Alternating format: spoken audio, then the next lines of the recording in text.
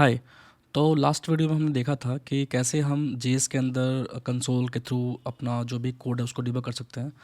और इसमें हम थोड़ा सा उससे और एडवांस लेवल पे जाएंगे और कॉम्प्लेक्स लेवल पे हम कैसे डिबग करते हैं तो उसको हम देखेंगे यहाँ पे। ठीक है, तो यहाँ पे एक मैंने प्रोजेक्ट लिया हुआ है जिसमें सिंपली दो फाइल हैं। ये एक हमारा है index.html जिसके अंदर हमारे पास कुछ स्टाइलिंग है। मैंने यहाँ पे बूटस्ट्रैप का सीडीएन कॉल कर रखा है और हेडिंग है। देन हमारे पास दो इनपुट है, ठीक है, दो इनपुट। और यहाँ पे फिर हम on clicking of this button, नीचे जो हमारा एडिशन का बटन है उससे क्लिक पे हम ऐड करके वैल्यू को शो कर रहे हैं। और उसके नीचे हमारे पास एक स्क्रिप्ट फाइल है जो हमने यहाँ कॉल किया हुआ है। स्क्रिप्ट फाइल मेनली जो भी यूज़र इनपुट एंटर कर रहा है उसको वैलिडेट कर रहा है, और अगर उसमें वैल्यू पड़ी है तो उसको ऐड करके वैल्यू को शो कर रहा है। इतना ही हो रहा है हमारे पास, ठीक है। तो ये हमारा यूआई है, ठीक है। तो इसको डिबग करने के लिए सबसे पहले तो हमारे पास जो भी ब्राउज़र का जो डेवलपर टूल है, ठीक है, वो हम पहले ओपन करेंगे। तो जो ओपन करने का वे होता है, या तो आप फंक्शन F12 या F12 होता है किसी सिस्टम में, या कंट्रोल शिफ्ट आई, ठीक है। जैसे ही प्रेस करोगे आप तो आपको यहाँ पे जो भी ब्राउज़र का डेवलपर टूल है वो आपको दिख जाएगा। और यहाँ पे अगर स्टार्टिंग से देखें तो इसके थ्रू जो भी हमारा सबसे लेफ्ट मोस्ट आइकन है उसके थ्रू आप एलिमेंट को ट्रैक कर सकते हो कि वो एलिमेंट हमारा किस तरह से रेंडर हो रहा है ब्राउज़र पे, उसमें क्या क्या प्रॉपर्टीज़ है रन टाइम में, ठीक है, वो आप देख सकते हो। तो इस तरह से हम जो भी हमारा डोम है, सॉरी HTML का एलिमेंट कह लें, उसको हम यहाँ पे ट्रैक कर सकते हैं कि डोम पे जब ब्राउज़र पे रेंडर हो रहा है तो वो हमारा रन टाइम में जो भी एलिमेंट्स है उसकी क्या क्या प्रॉपर्टीज़ है, तो यहाँ पे वो हमें दिख जाता है। पहला हमारा जो डेवलपर टूल का ऑप्शन है उसके हेल्प से, ठीक है। या तो आप यहाँ से भी नेविगेट कर सकते हो, यहाँ पे क्लिक करोगे नीचे बॉटम वाले एरिया में डेवलपर टूल में, तो आपको वहाँ दिख जाएगा कि ब्राउज़र में कौन सा एलिमेंट यहाँ पे क्या रेंडर हो रहा है, इसके इफेक्ट क्या पड़ रहा है ब्राउज़र पे। तो ये एक हो गया हमारा। दूसरा कि आप इसको सिलेक्ट करके यहाँ भी जा सकते हो इसमें, है ना, मतलब कोई पर्टिकुलर डिव को आपको डिबग करना है, उससे कल उसमें कुछ प्रॉपर्टीज सेट कर रखी हैं स्टाइलिंग की, वो चेक करना है। तो यहाँ पे हम इसके हेल्प से काफ़ी इजी होता है। तो ये डिज़ाइनर मोस्टली यूज़ करते हैं इस वाले इसको, बट हाँ हमें भी कभी कभी नीड पड़ती है एज अ डेवलपर, ठीक है। दूसरा होता है कि जब भी हमें कोई वेब पेज है जिसको डिफरेंट डिफरेंट व्यू में चेक करना है, ठीक है, तो ये हमारे पास बहुत सारा ऑप्शन आता है। मान लो आईपैड में चेक करना है, ठीक है, या फिर जो भी मोबाइल के डिवाइसेस हैं, ठीक है, पॉपुलर डिवाइसेस हैं वो यहाँ पे हैं। सैमसंग के कुछ डिवाइसेस यहाँ पे दिख जाएंगे, ठीक है, आईफोन के हैं, आईपैड के कुछ स्क्रीन से यहाँ पे, ठीक है। तो इस तरह से हम जो भी वेब पेज बनाते हैं अगर उसको डिफरेंट स्क्रीन्स के लिए हम उसको रिस्पॉन्सिव करते हैं, तो यहाँ पे हम काफ़ी इजीली उसको हम उसका डिज़ाइन जो है वो टेस्ट कर सकते हैं, ठीक है। वो रियल डिवाइस का जो भी इशूज़ होता है वो मोस्टली हमें यहाँ पे दिख जाता है, ठीक है। अगर कुछ ऐसा साइज़ है जो हमें यहाँ नहीं दिख रहा हो तो उसके लिए हम यहाँ पे फिर रिस्पॉन्सिव चूज़ कर लेते हैं। यहाँ पे रिस्पॉन्सिव चूज़ कर लेंगे और यहाँ पे फिर अपना जो भी हमारा डायमेंशन होगा उस डिवाइस का जो कि हमें यहाँ पे नहीं दिख रहा है वो हम यहाँ पे सेट करके अपना डिबग हम कर सकते हैं, ठीक है। तो ये था हमारा सेकंड टैब। तीसरा हमारा एलिमेंट जो मैंने अभी दिखाया कि जब भी हम HTML का एलिमेंट के साथ कुछ कोई भी ये प्ले करेंगे तो हमें इस वाले में हमें सारा जो टैग्स जो एलिमेंट्स कह लें HTML के जो भी ब्राउज़र पर रेंडर हो रहा है वो हमें यहाँ पे दिखेगा, ठीक है। तो ये जो भी एलिमेंट्स के अंदर मेनली हम यहाँ पे देख पाते हैं, या जो भी आप फर्स्ट वाला जो हमारा ऑप्शन था उसके थ्रू अगर हम कहीं भी नेविगेट करते हैं, मैं सॉरी मुझे इसका नाम नहीं याद आ रहा अभी, अगर हम इसका होवर करते हैं शॉर्टकट की दिख रहा है बट इसका नाम मुझे यहाँ दिख नहीं रहा है, ठीक है। तो देखेंगे बाद में बता दूंगा, अभी लाइव क्लास से पूछ लेना आप। तो यहाँ पे क्या होगा, जो भी हमारा जब भी हम इसको नेविगेट करेंगे तो वो हमारा जो भी कोड है HTML का जो भी रेंडर हो रहा है ब्राउज़र पे वो हमें एलिमेंट टैब में दिखता है, ठीक है। इसके बाद बताती है कंसोल वाले टाइप की। तो इसमें जो भी मैसेज हम प्रिंट करते हैं चाहे कुछ एरर प्रिंट होता है तो सारा कुछ हम यहाँ पे दिखता है, या फिर कोई हमें सिंपल सा कोई स्निपेट चेक करना है, कोई भी एक मान लो कोई भी कोड हम लिखते हैं, कोड लेट a = 10, कोई सिंपल सा स्निपेट मुझे रन करवा के चेक करना है, ठीक है। तो हम सिंपली यहाँ भी कर सकते हैं 20, ठीक है, console.log। तो जो भी छोटा मोटा अगर कोई स्निपेट है जो हमें चेक करना है तो वो हम यहाँ पे भी कर सकते हैं, ठीक है। तो इस तरह से जो भी एक बेसिक कोड है हमारे पास वो हमें चेक करना है कि प्रॉपर वो आउटपुट दे रहा है कि नहीं दे रहा है, तो यहाँ पे हम उसको टेस्ट कर सकते हैं, ठीक है। और काफ़ी सारे अगर मान लो हमारे पास मैसेज प्रिंट हो रहा है through out the while rendering of the page. तो यहाँ से हम उसको फ़िल्टर भी कर सकते हैं। जैसे मान लो मुझे सिर्फ कंसोल चाहिए, तो ये मैंने दिख दिया। अभी कम है इसलिए पता नहीं चल रहा फ़िल्टर का ऑप्शन, बट जब हमारे पास बहुत सारा कंसोल प्रिंट होगा उस टाइम पे ये काफ़ी हेल्पफुल होता है। ठीक है, तो इस तरह से हम इसको फ़िल्टर भी कर सकते हैं यहाँ पे। ठीक है, अब नेक्स्ट आती है रिकॉर्डर। ये सब तो मैं अभी नीड नहीं पढ़ने वाली। Recorder, performance site, memory, application. ठीक है, इसमें बेसिकली हम जो भी लोकल स्टोरेज में स्टोर करते हैं या सेशन स्टोरेज में, ठीक है, कोई डेटा डीबी यूज़ करते हैं, ठीक है, कोई कीज़ यूज़ करते हैं, तो वो सारा हम यहाँ पे देख सकते हैं कि थ्रू जो भी ऐप है उस पर क्या क्या हमारा वेरिएबल सेट हो रखा है। ठीक है, तो ये हम इसलिए यूज़ करते हैं। इसके बाद बात आती है सोर्स टैब की। तो सोर्स टैब जो है वो उस पर अभी हम फोकस करने वाले हैं। तो अभी जो हमारा कोड है एप्लीकेशन का, उससे मेरे 2 फाइल है जो कि हमें यहाँ पे दिख रहा है। अगर काफ़ी सारी फाइल्स होती है तो हमें लेफ्ट में भी दिखता है, जैसे यहाँ पे दिख रहा है ना। तो यहाँ पे भी हमें नेविगेट करके, अगर मल्टीपल फोल्डर्स हैं तो हम यहाँ से नेविगेट कर सकते हैं। ठीक है, तो यहाँ पे हमारी मेनली 2 फाइल्स हैं जो कि हम इसका कोड हमें यहाँ पे दिख रहा है। ठीक है, तो अभी हम मेनली script.js में जाएंगे क्योंकि अभी हम JS का कोड जो है वो डिबग करने वाले हैं। ठीक है, तो ये काफ़ी हेल्पफुल हो जाता है अगर हमें एडवांस लेवल पे डिबगिंग करनी है। तो इस टैब में काफ़ी कुछ है, और JS का जो कोर फीचर्स है ना, जो कोर कह लें मैकेनिज़्म है, वो आपको क्लियर हो जाएगा अगर आपको पूरी फंक्शनैलिटी आपको समझ आ गई। तो JS का जो कोर बिहाइंड द सीन कैसे वर्क करता है वो सारा कुछ आपको क्लियर हो जाएगा। ठीक है, तो बेसिकली जो स्क्रिप्ट की फाइल में हमने किया हुआ है वो बेसिकली हमने एलिमेंट को एक्सेस किया हुआ है, जो भी हमारा इनपुट है, लेबल है, बटन है, और उसको यहाँ पे वैलिडेट किया हुआ है। ठीक है, और अगर ओके है, वैलिड एंड एम्प्टी नहीं है, तो उसको हमने फिर यहाँ पे जो हमारा लेबल है उसमें हमने यहाँ पे वैल्यू को प्रिंट कर दिया है। ठीक है, ये हमारा मेनली काम हो रहा है। ठीक है, अब लेट्स से हमारे पास ये है। अब पहले मैं दिखाता हूँ कि एरर को कैसे डिबग करते हैं। लेट्स से मैं अपने कोड में गया और मैं ना एक एरर जनरेट करता हूँ। लेट्स से हमारा एरर स्पैन है। अब मैं इसकी जो रेफरेंस है उसको मैं गलत पिक कर लेता हूँ। ठीक है, जैसे ही जैसे ही बटन क्लिक हो यहाँ पे इस वाले प्लेस पे, जैसे ही बटन क्लिक हो और जैसे ही ये अपना जो भी इनपुट को वैलिडेट करके और जैसे ही वो एरर मैसेज शो करना चाहे, तो उस टाइम पे मैंने गलत रेफरेंस चूज पे कर लिया। देखते हैं अब एरर प्रिंट होती है तो क्या प्रिंट होती है और उसको कैसे डिबग करना है। ठीक है, तो जैसे ही हम यहाँ पे रिफ्रेश किया पेज और जैसे हमने एडिशन पे क्लिक किया तो हमारा वैलिडेशन फेल हो गया और ये जो हमारा एरर प्रिंटिंग का ब्लॉक था वो रन कर गया। तो यहाँ पे एरर थ्रो हो रहा है। रेफरेंस पहली बात तो यहाँ पे हमें दिख गया कि कोई पेज हम रन करते हैं तो उस पेज में उस टाइम पे जैसे ही वो पेज लोड होती है उसमें कितने एरर्स हैं, तो ये हमारे पास अभी सिंगल है।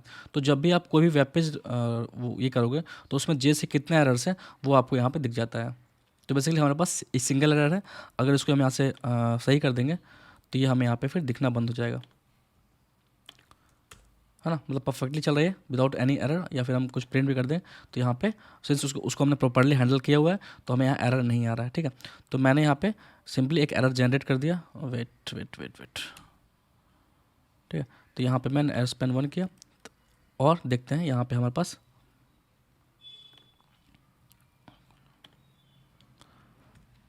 ये पेज रिफ्रेश किया और मैंने एडिशन पे क्लिक किया तो वैसे ही हमें यहाँ पे एरर दिख गया।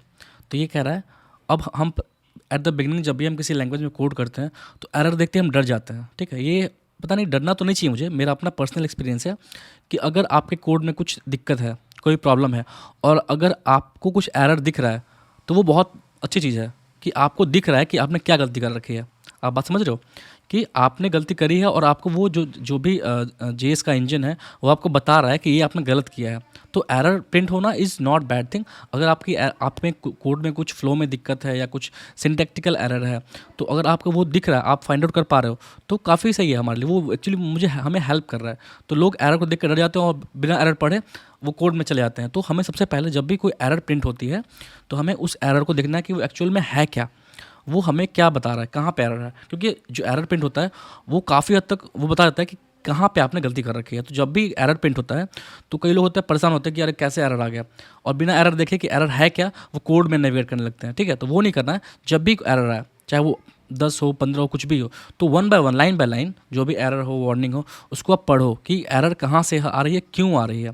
और मैं तो बोलता हूँ जब भी आप कोड करो तो आप हर एक वार्निंग को और हर एक एरर को पैरेलली फिक्स करते चलो। ऐसा नहीं कि मैं लास्ट में देखूंगा वो नहीं, आप पैरेलली फिक्स कर दो तो आपको पता है मज़ा आएगा उसमें करने में, कि यार चलो ठीक है मेरा सारे वार्निंग से जो भी एक प्रैक्टिस हो जाएगी वो चीज़ें फिर, ठीक है।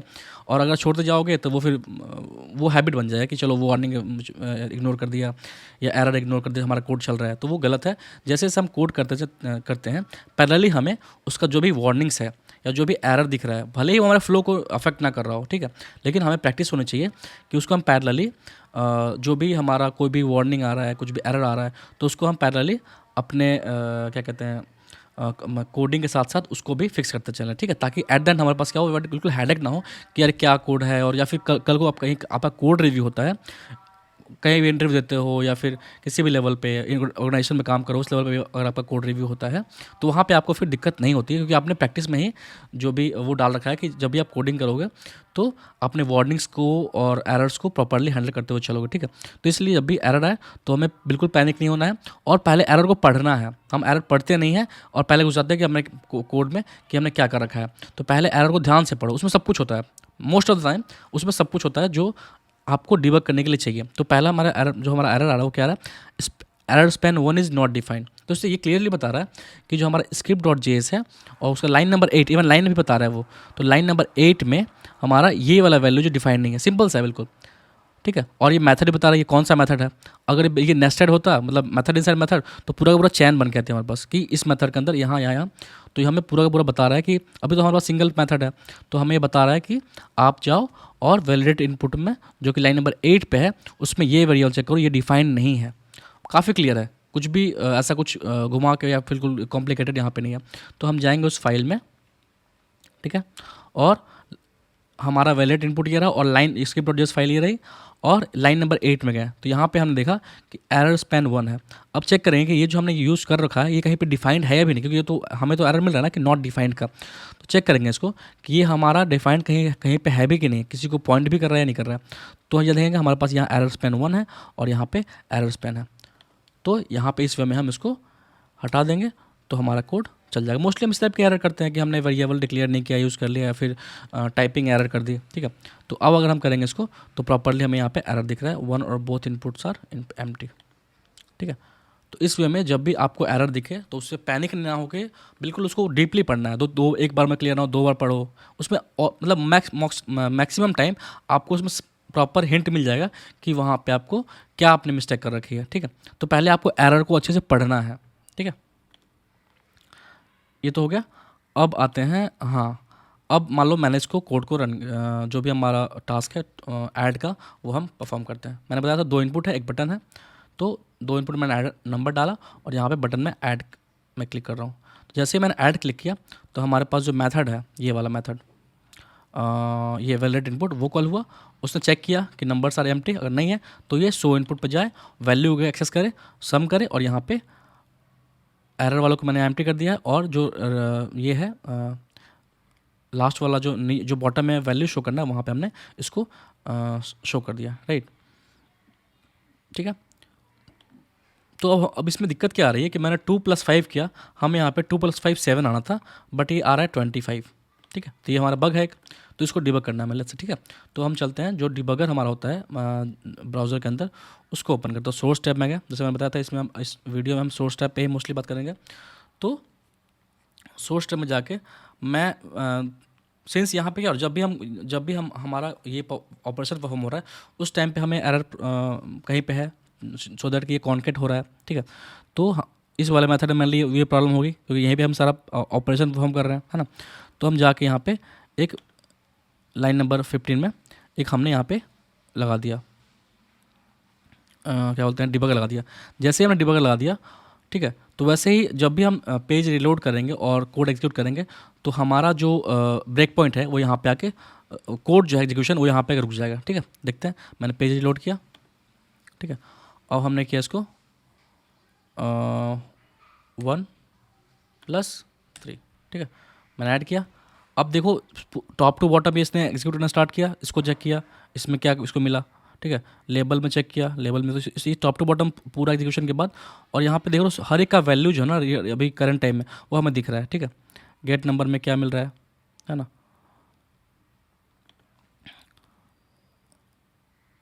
फिर यहाँ पे आके और इस लाइन पे आके यहाँ रुक गया है, ठीक है।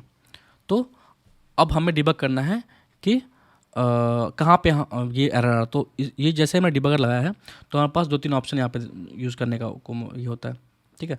पहला ये है कि अगर हमने मल्टीपल डिबगर लगा रखा है, जैसे मान लो मैं एक डिबगर यहाँ पे लगाता हूँ, ठीक है, 2 डिबगर हैं। अब मुझे करना क्या है कि यहाँ पे मैंने कुछ वेरिएबल्स चेक किए, ये एडिशन 1 में 1 है, ये अनडिफाइंड है, और मैंने यहाँ देख लिया कि यहाँ पे मेरा जो भी वेरिएबल्स है उसका वैल्यू क्या है, ठीक है, वो मैंने चेक कर लिया, ठीक है। अब हम मुझे नेक्स्ट लाइन पे जाना है, तो नेक्स्ट डिबगर पे जाना है। मान ली यहाँ से डायरेक्टली स्विच करके ये नीचे 19 नंबर पे लाइन पे आना है, तो मैंने इसको क्लिक किया तो डायरेक्टली वो स्किप करके सीधे यहाँ पे रुकेगा, वो बीच में कहीं भी नहीं रुकेगा, ठीक है। अब जैसे यहाँ पे आया तो देख लो आपको सारी वैल्यू यहाँ दिख रही है, राइट। तो रियल टाइम में जब जो भी आपका वैल्यू है वो आपको यहाँ पर दिख रहा है कि कहाँ पे इसका वैल्यू क्या मिल रहा है, ठीक है, ठीक है। और ये तो हमारा पहला था कि अगर हमें एक ब्रेक पॉइंट से दूसरे ब्रेक पॉइंट पे जाना है तो हम ये यूज़ करते हैं, ठीक है। अब इसको हम हटा देते हैं, ठीक है, और पेज रिफ्रेश करते हैं, ठीक है। अब मैंने यहाँ पे कुछ वैल्यू एंटर करी 3 5 और मैंने किया, और यहाँ ब्रेक पॉइंट लगा हुआ है ऑलरेडी, मैंने किया ऐड, ठीक है। तो यहाँ के हमें यहाँ रुक गया।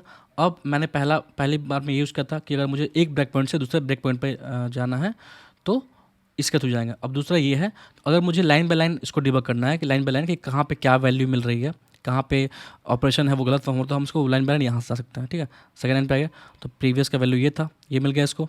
अब मुझे लाइन बाय लाइन डिबग करना है इसको, है ना। तो यहाँ पे मुझे इन दोनों का वैल्यू दिख रहा है कि ऊपर वाले में 3 था, यहाँ 5 है, ठीक है। तो इस तरह से अगर लाइन बाय लाइन मुझे जाना है तो हम इसके थ्रू जा सकते हैं, ठीक है। अब ये है, ठीक है, ये है स्टेप इनटू, ये था स्टेप ओवर, यहाँ पे दिख रहा होगा आपको, और ये था स्टेप इनटू, ठीक है। तो स्टेप इनटू का यूज़ क्या होता है, अब मैं इसको हटाता हूँ यहाँ से और मैं डिबगर लगाता हूँ इस वाले में यहाँ पे, ठीक है। अब पेज रिफ्रेश करते हैं, तब देखते हैं स्टेप इनटू का यूज़ क्या होता है। तो मैंने यहाँ पे एंटर डाली, 4 नंबर एंटर किया, 4 + 5 यहाँ पे गया, ठीक है। तो अब क्या हो रहा है, यहाँ पे आके हमारा ब्रेक पॉइंट रुक गया, ठीक है। फिर हम आगे गए, ठीक है, ये मेथड कॉल हुआ। अब मुझे क्या करना है, इस मेथड के अंदर जाना है।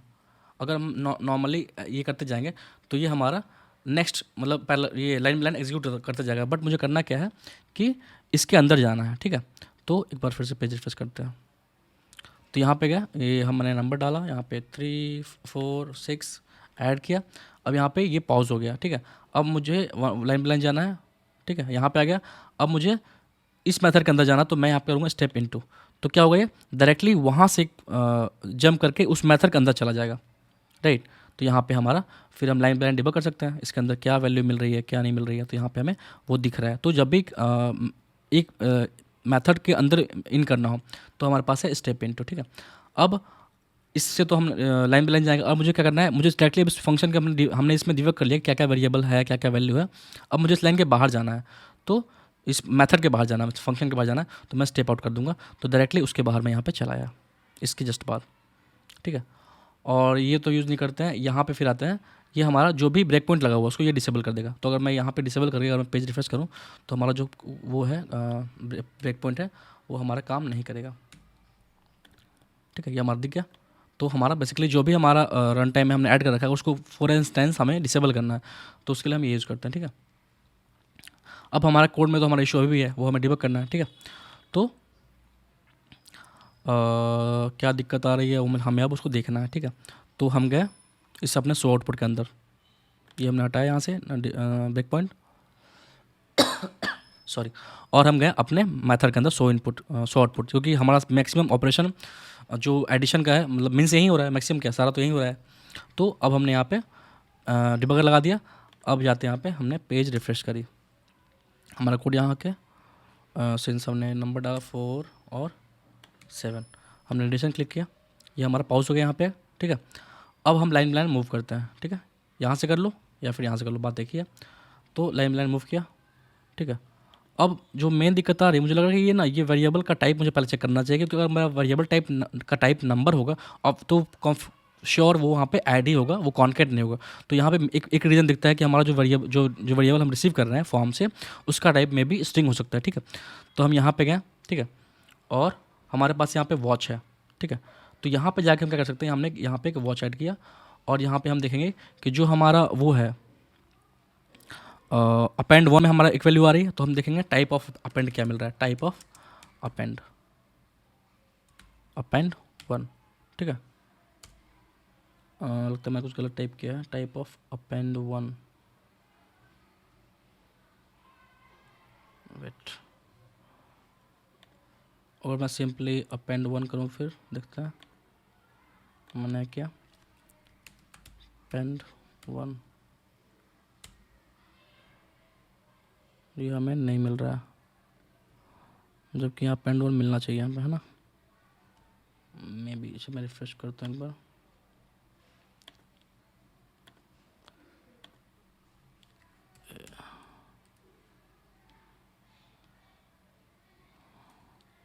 अच्छा सॉरी, एडेड वन है, ठीक है, एडेड वन। अगर दूसरी का चेक करें तो फिर से यहाँ पे ऐड करेंगे वॉचर और टाइप ऑफ एडेड टू, ठीक है। तो ये हमारा एंटर किया और हमें दिख गया स्ट्रिंग। तो मतलब हमारा जो इशू था वो ये था कि जो हमारा जो डेटा मिल रहा है वो हमें मिल रहा है स्ट्रिंग टाइप में, और फिर वो जब प्लस कर रहे हैं तो वो कॉन्केट हो जा रहा है, ना कि ऐड हो रहा है, ठीक है। तो हमें रीज़न मिल गया, यहाँ पे हमने इसको देखा, वैल्यू को डिबग करी और यहाँ पे हमें वॉचर में ऐड करके ये हमें दिख गया, ठीक है। फिर हमें यहाँ पे ये ब्रेक पॉइंट्स दिखते हैं यहाँ पे इसके नीचे, क्योंकि हम अगर मान लो हम मल्टीपल ब्रेक पॉइंट्स ऐड करते हैं, पहले इसको हम फिक्स करते हैं पहले, ठीक है। तो हम गए कोड में और यहाँ पे जहाँ पे सम हो रहा है यहाँ पे हम सिंपली % ऐड करते हैं, ताकि जो भी जब भी हमारा वैल्यू मिलता है हमें फॉर्म से, तो वो हमें स्ट्रिंग टाइप का ही मिलता है, तो हमें यहाँ पे सिंपली % करना उसको ज़रूरी होता है, ठीक है। तो ये हमारा इशू जो है वो अब फिक्स हो जाना चाहिए। मैंने ब्रेक पॉइंट हटा दिया, ठीक है। अब मैं पेज रिफ्रेश करता हूँ, ठीक है। अब 2 + 5 7 हो गया, ठीक है। तो हमारा इशू फिक्स हो गया, ठीक है। अब एक बार मैं राइट में जो ऑप्शन है वो एक बार देख लेता हूँ। तो वॉच से क्या होता है, जो भी रन टाइम में हमारा वेरिएबल का वैल्यू है, टाइप है, वो डिबग करना है, ठीक है। तो वो हम यहाँ पे वॉच में देख सकते हैं। दूसरा है ब्रेक पॉइंट, तो मान लो जितने ब्रेक पॉइंट्स हम ऐड करेंगे वो हमें यहाँ पे लिस्ट होता जाएगा, ठीक है। तो इस तरह से हम ब्रेक पॉइंट्स को यहाँ पे देख पाते हैं। इसके बाद स्कोप वगैरह रहने तो अभी ज़्यादा कन्फ्यूजिंग हो जाएगा, अभी इतना ही देखते हैं। मीनवाइल आगे चल के जैसे जैसे हम आगे बढ़ेंगे हमें और ज़्यादा जो भी ऑप्शंस है डेवलपर टूल के सोर्स टैब के अंदर वो हमें दिखता जाएगा, ठीक है। तो अभी के लिए इतना ही, ओके बाय।